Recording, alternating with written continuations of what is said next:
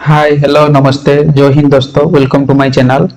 तो चलिए चलते हैं आज की नया वैकेंसी की तरफ, जो कि 3000 प्लस से भी ज़्यादा वैकेंसी निकली है। बम्पर वैकेंसी आप सभी के लिए, जिसमें मिनिमम एज जो क्वालिफिकेशन, एजुकेशन क्वालिफिकेशन और 10th पास चाहिए, ठीक है।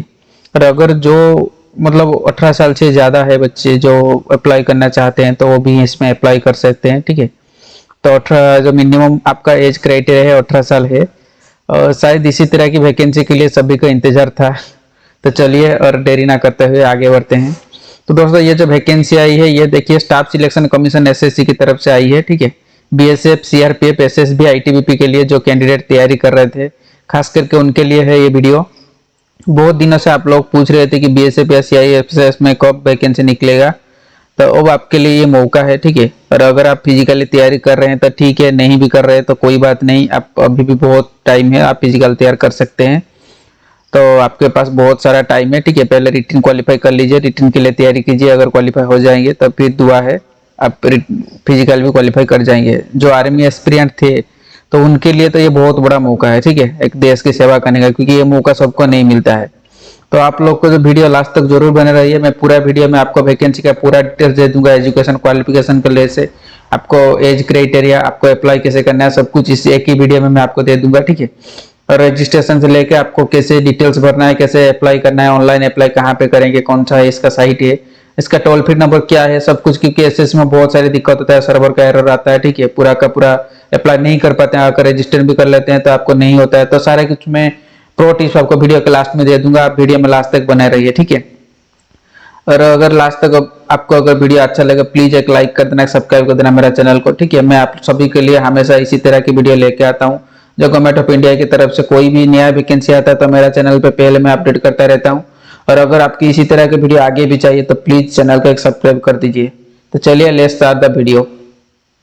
तो देखिए ये जो वैकेंसी आई है, ये मैं पहले भी बता चुका हूँ आपको, एसएससी जो स्टाफ सिलेक्शन कमीशन की तरफ से आई है, ठीक है। Constable, GD in central armed police force, CSF, SSF, rifleman and GD Assam rifles, सब कुछ के लिए सेम वैकेंसी है, ठीक है। 2024 के लिए ये जो वैकेंसी निकला है, तो 23 में ये निकला है, पर उसका जो सारे कुछ एग्जाम वगैरह सब कुछ होगा, आपको अगर ज्वाइनिंग होगा तो 2024 में ही होगा, ठीक है।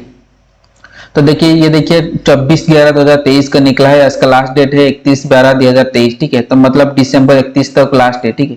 तो आप दिसंबर लास्ट तक इसका अप्लाई कर दीजिए, जिसको अप्लाई करना है, ठीक है। तो देखिए उसके बाद हम देखते हैं उसके डिटेल से। देखिए एग्जाम का जो लैंग्वेज आप लोग का रहेगा, तो एग्जाम का लैंग्वेज देखिए यहाँ पे 13 रीजनल लैंग्वेज रहेगा, जिसमें आसामीज है, बंगाली है, गुजराती है, कन्नड़ा है, कोंकणी है, मलयालम, मणिपुरी, मराठी, ओडिया, पंजाबी, तमिल, तेलुगु एंड उर्दू।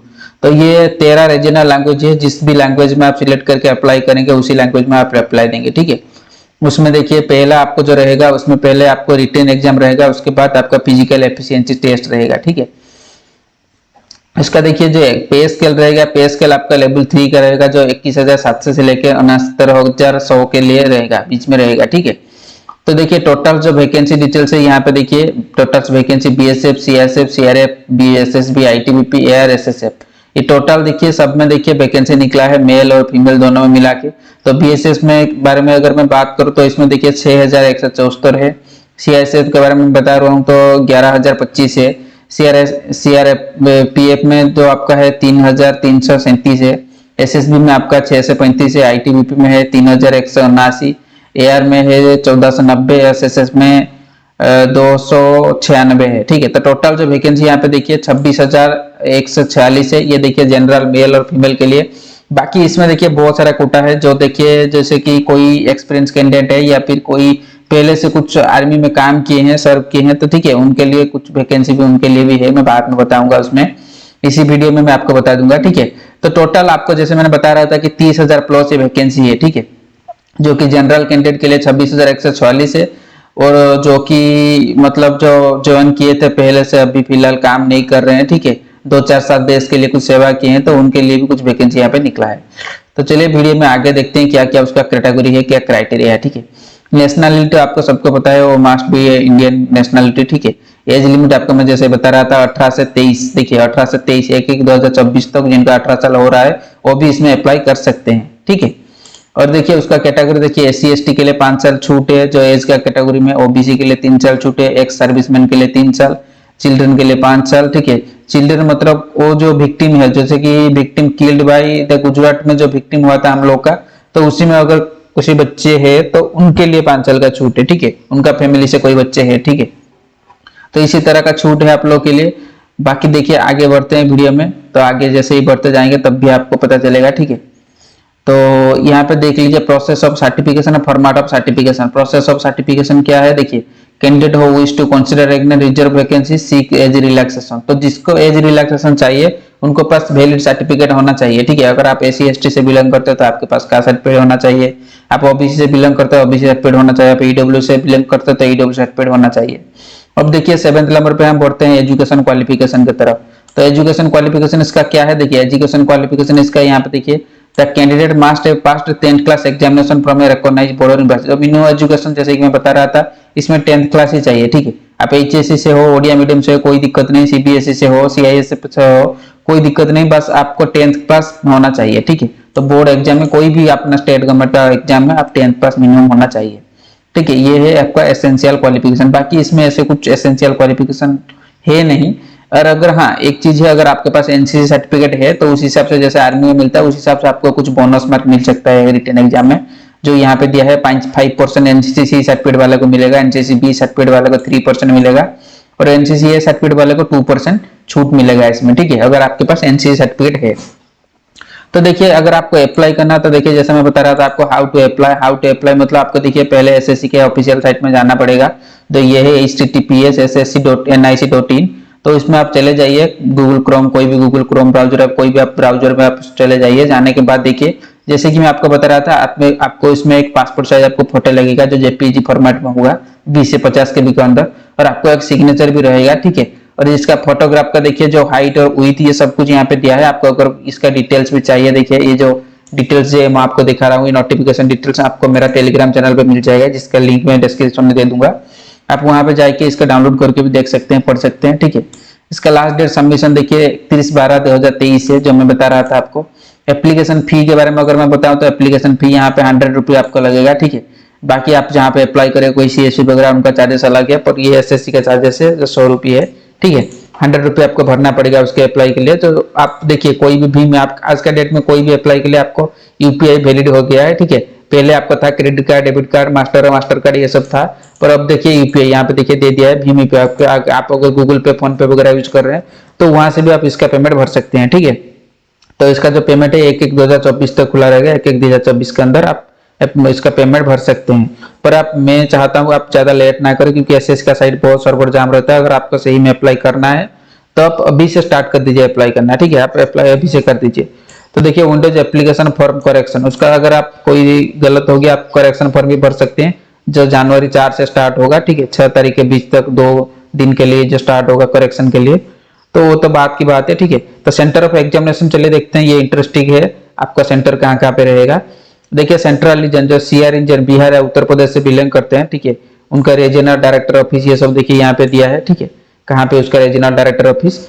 तो उनका जो सेंटर रहेगा देखिए भागलपुर रहेगा, दरभंगा रहेगा, मुजफ्फरपुरम रहेगा, पाटना रहेगा, आगरा रहेगा, बरेली रहेगा, गोरखपुर, झांसी, लखनऊ, कानपुर, मेरठ और वाराणसी ये रहेगा उनका। अगर जो ईस्टर्न रीजन से बिलोंग करते हैं Andaman Nicobar, island, Jharkhand, Odisha, Sikkim and West Bengal, तो उनका रीजनल ऑफिस जैसे कि मैं बता रहा था उनका कलकत्ता है, जो बॉस रोड कलकत्ता में है उनका रीजनल हेड ऑफिस। तो उनका कहाँ कहाँ पे रहेगा जो एग्जाम का सेंटर, तो देखिए पोर्ट बिहार रहेगा, रांची रहेगा, बालेश्वर रहेगा, बालेश्वर ओडिशा में आता है, ब्रह्मपुर ओडिशा में आता है, भुवनेश्वर ओडिशा में आता है, कटक ओडिशा में आता है, ढेंकानाल भी ओडिशा में आता है, राउरकेला, संबलपुर, ये सब सारे मतलब ज्यादातर यहाँ पे वैकेंसी जो इनका एग्जाम होगा ज्यादातर ओडिशा में ही रहेगा। देखिए ये जो जितना मैंने मार्क कर दिया हूँ बालेश्वर, ब्रह्मपुर, भुवनेश्वर, कटक, ढेंकानाल, राउरकेला, संबलपुर, ये सब आता है ओडिशा के अंदर, ठीक है। फिर देखिए गैंगटॉक हो गया जो सिक्किम में आता है, और बुर्दवान हो गया, कलकत्ता हो गया, सिलीगुड़ी हो गया, कल्याणी हो गया, ठीक है, ये तीनों कलकत्ता में आ जाता है। तो ये हो गया आप लोग के लिए देखिए ईस्टर्न रीजन में। और जो कर्नाटका केरला रीजन जो रहता है केकेआर रीजन, जिसमें लक्षद्वीप, कर्नाटका एंड केरला आता है, उनका हो गया बेंगलुरु, बेलगुड़ी एंड कालाबुंगी, मागलुरु, मैसूर, शिवमोगा, हेबलू, उडुपी, एरानागुड़ा, कलाम, कट्या, काजिया, तिरुवनंतपुरम, तीसा, ये हो गया उनके लिए। मध्य प्रदेश रीजन के लिए देखिए भोपाल, ग्वालियर, इंदौर, जबलपुर, सागर, बिलासपुर, रायपुर, ठीक है, यहाँ पे मध्य प्रदेश रीजन में आता है, मध्य प्रदेश और छत्तीसगढ़। और जैसे नॉर्थ रीजन हो गया अरुणाचल प्रदेश, आसाम, मणिपुर, मेघालय, मिजोरम, नागालैंड, त्रिपुरा, उनके लिए देखिए ईटानगर, डिब्रूगढ़, ग्वालियर, गुवाहाटी, जोरहाट, सियालचर, तेजपुर, इम्फाल, सिलगढ़, आजीरो, दीमापुर, कोहिमा, अगरतला।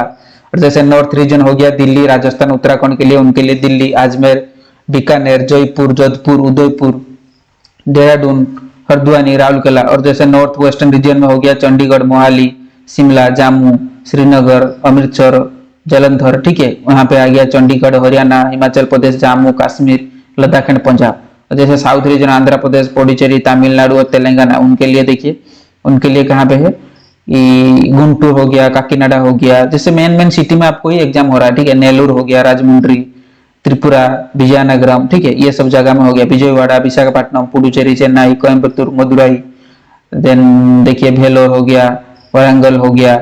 लास्ट में देखिए वेस्टर्न रीजन, तो देखिए दादरा नगर हवेली, डामन दीव, गोवा, गुजरात, महाराष्ट्र, उनके लिए देखिए पनाजी, अहमदाबाद, गांधीनगर, महसाना, राजकोट, सूरत, वडोदरा, अमरावती, औरंगाबाद, जलंधर, कन्नूर, मुंबई, नागपुर, नंदीन, नासिक, पुणे। तो यहाँ पे उनका एग्जाम सेंटर हो गया, ठीक है। तो देखिए आपको नियरेस्ट एग्जाम सेंटर में आपको आएगा, तो आप अच्छा से देखिए भर सकते हैं।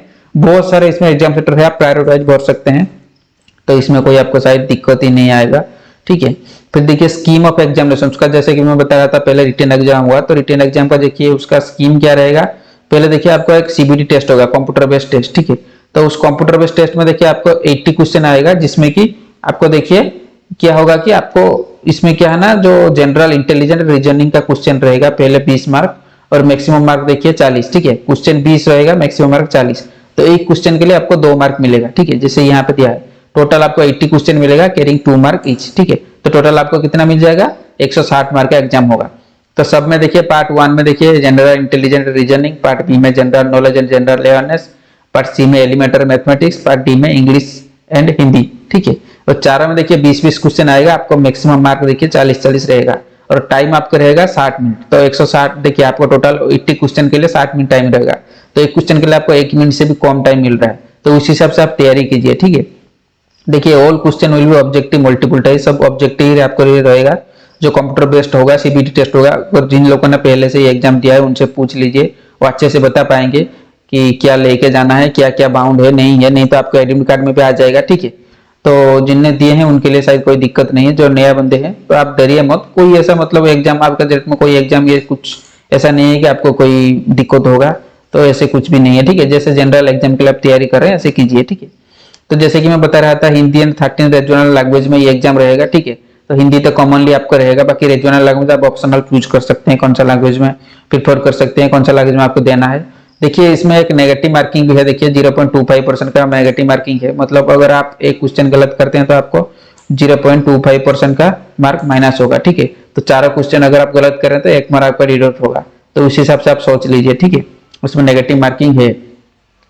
तो ये तो हो गया आप लोग का। देखिए बाकी का देखिए जनरल इंटेलिजेंट रीजनिंग का अगर आपको सिलेबस चाहिए तो देखिए ये हो गया इसका सिलेबस, आप नोटिफिकेशन डाउनलोड करके पढ़ सकते हैं, क्योंकि देखिए वीडियो लेंथी हो जाएगा अगर मैं टोटल डिस्क्रिप्शन डिटेल्स में उसका जाऊं।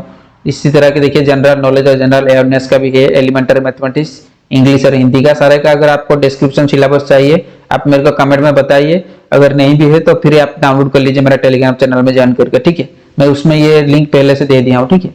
तो देखिए फिजिकल स्टैंडर्ड जैसे कि मैं बता रहा था, उसमें फिजिकल स्टैंडर्ड जैसे अगर रिटर्न क्वालिफाई हो जाते हैं तो उसके बाद आपका फिजिकल एग्जाम होगा। तो फिजिकल एग्जाम के लिए आपका क्या रहेगा, देखिए एक पहला रेस रहता है, जो रेस के लिए देखिए 5 किलोमीटर इन 24 मिनट्स।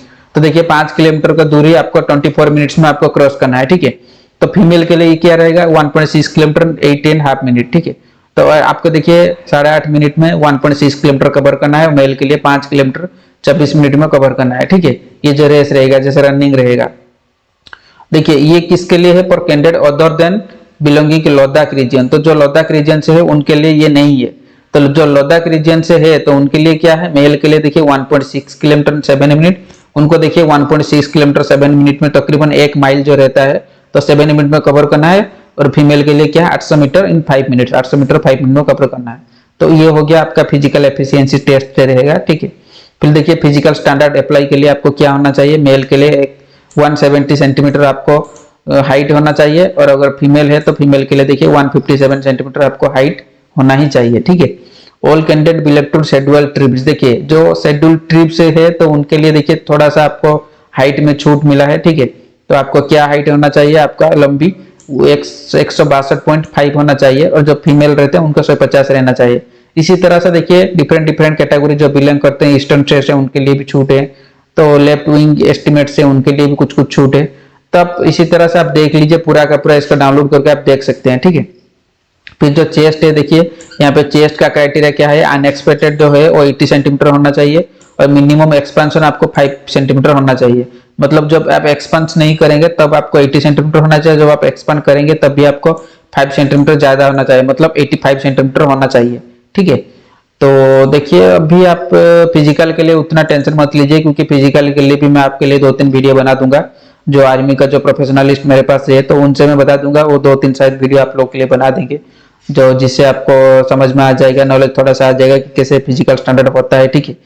तो अब चलिए चलते हैं, देखिए रिलैक्सेशन ये हो गया, उसमें भी देखिए रिलैक्सेशन है जो चेस्ट में, तो उसको अभी देखिए हम वीडियो में रहने देते हैं, आप ये डिटेल्स डाउनलोड करके देख सकते हैं, ठीक है। जो जो मेन मेन पॉइंट है मैं वही कवर कर रहा हूँ। फिर भी अगर आपको समझ में नहीं आ रहा है तो प्लीज आप कमेंट सेक्शन में बताएं, ताकि मैं कोशिश करूंगा किस तरह से आपको प्रॉब्लम में दूरी करूं, किस तरह से आपको डाउट को मैं दूरी करूं, ठीक है। और देखिए एडमिशन इनटू द एग्जामिनेशन, इसमें भी कुछ ऐसा इंपॉर्टेंट आपके लिए नहीं है, ठीक है। जैसे कि आपको एडमिशन के टाइम में जाना है तो एग्जाम देने के लिए तो आपको एडमिट कार्ड एक तो कैरी करना है, ये तो आपको कंपलसरी है। उसके बाद देखिए कोई भी एक गवर्नमेंट आईडी प्रूफ, जैसे कि पता चले कि ये बंदा वही है, तो आपको वोटर आईडी हो गया, आधार कार्ड हो गया, या फिर पान कार्ड हो गया, पासपोर्ट हो गया, कोई भी एक गवर्नमेंट आईडी प्रूफ आप ले सकते हैं आपके साथ, ठीक है। मोड ऑफ सिलेक्शन देखिए यहाँ पे क्या दिया है, पहले देखिए सीबीटी होगा जो मैं बता रहा था, कंप्यूटर बेस्ड एग्जामिनेशन होगा, फिर फिजिकल स्टैंडर्ड होगा, फिर फिजिकल एफिशिएंसी टेस्ट होगा, फिर फाइनली मेडिकल एग्जामिनेशन होगा आपका। उसके बाद देखिए डॉक्यूमेंट वेरिफिकेशन। तो टोटल देखिए यहाँ पे क्या हो गया, 6 स्टेज में आपका वेरिफिकेशन होगा, ठीक है। 6 स्टेज में आपका ये प्रोसेस है। पहले आप रिटन क्वालिफाई कीजिए, फिर फिजिकल स्टैंडर्ड जो रनिंग था उसको क्वालिफाई कीजिए, फिर देखिए फिजिकल एफिशिएंसी टेस्ट जो था, जो चेस्ट वगैरह हाइट वगैरह ये सब क्लियर कीजिए, उसके बाद मेडिकल क्लियर कीजिए, फिर डॉक्यूमेंट, फाइनल में आता है आपका डॉक्यूमेंट वेरिफिकेशन, ठीक है। और देखिए यहाँ पे कटअप क्या आपका रहेगा, देखिए अनरिजन के लिए देखिए जो रिजर्व कैंडिडेट नहीं है, ठीक है, जनरल कैंडिडेट के लिए 30%, ओबीसी ईडब्ल्यूएस के लिए 25%, बाकी के जो अदर कैंडिडेट है जो एससी बीसी एसटी इनके लिए 20% है, ठीक है। एनसीसी सर्टिफिकेट के लिए जैसे कि मैं बता रहा था 5% मैक्सिमम मार्क उनको जोड़ा जाएगा, और एनसीसी बी सर्टिफिकेट के लिए 3% मार्क, एनसीसी ए सर्टिफिकेट के लिए भी 2% मार्क आपको एक्स्ट्रा मिलेगा, ठीक है, जिनके पास एनसीसी सर्टिफिकेट है। तो अगर आपके पास एनसीसी सर्टिफिकेट है तो अप्लाई के टाइम आप जरूर उसको ऐड कीजिए, ठीक है। ये तो हो गया। देखिए प्रायोरिटी बेसिस अगर हम देखें तो आप देखिए बीएसएफ सीआईएसएफ ये सब आपका कोड दिया है, A B C D E F H करके दिए हैं, तो आप प्रायोरिटी वाइज इसको अप्लाई कर सकते हैं कि कौन सा किसका आपको पहले रखना है, किसको पहले अप्लाई करना है, ठीक है। अगर सीआईएसएफ का आपको पहले रखना है तो पहले बी लिखिए, उसके बाद आपको अगर एसएसबी चाहिए तो डी लिखिए, इसी हिसाब से आपको अप्लाई करना है, ठीक है। तो चलिए फिर और भी आगे थोड़ा देखते हैं और क्या क्या डिटेल्स इसमें दिया है, ठीक है। तो देखिए रिजोल्यूशन टाई केसेस दिया है, उसमें भी ऐसा कुछ इंपॉर्टेंट नहीं है, ठीक है। बाकी का जो आपका एज था, एजुकेशन था, शायद सब कुछ मैंने बता दिया, ठीक है। आपको अभी क्या करना है, एसएससी के ऑफिशियल साइट में जाना है, फिर वहां पे जाके आपको क्या करना है, एक रजिस्ट्रेशन करना है। हाँ ये देखिए आपको जो बता रहे थे, आप सब लोग पूछते हैं कि इसका हेल्प डेस्क नंबर क्या है, ठीक है, एसएससी का। तो ये देखिए ये टोटल उसका हेल्प डेस्क नंबर देखिए, पूरा का पूरा इसका हेल्प डेस्क नंबर, ठीक है। अगर आपको सीआरएसएफ में कुछ दिक्कत है, आप अप्लाई नहीं कर पा रहे हैं सीआरपीएफ में, तो देखिए ये नंबर में कॉल कीजिए। आपको टोटल मतलब सारे कुछ में आपको कुछ दिक्कत आ रहा है, कुछ टेक्निकल एरर हो रहा है, तो आप पूरा ये नंबर में कॉल कीजिए।